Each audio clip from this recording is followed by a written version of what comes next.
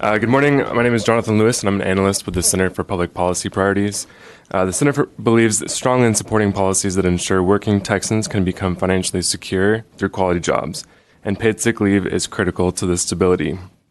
As you've heard, there are 47 jurisdictions that have passed paid sick leave ordinances, and a lot of these are several years old now. And some studies on those show, for example, Connecticut, most employers saw no increases in cost or other negligible increases due to the state's paid sick day policy.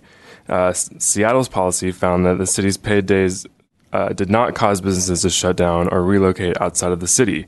In Washington, D.C., the policy did not discourage entrepreneurs from starting businesses or cause businesses to leave the district. And in New York City, employers found that nearly 85% reported that the law had no effect on their overall costs, and those that did have costs were less than 3% of their overall.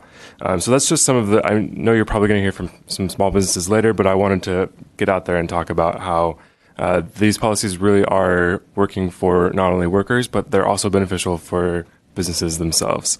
And to talk a little bit more about the public health side of paid sick leave, studies have found that people with paid sick leave are 1.5 times more likely than those without to go to work when they're sick. And we have nationally, 19% of food preparation and service jobs have access to paid sick leave.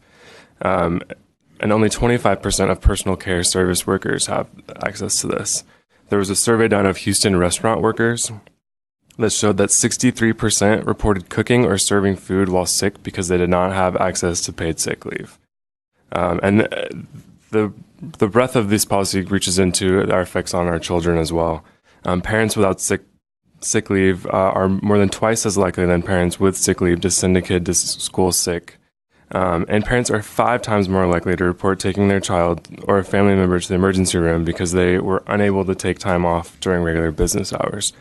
We believe these policies are critical to supporting hardworking Texans, and we believe this is good common sense policy for Texas. Thank you.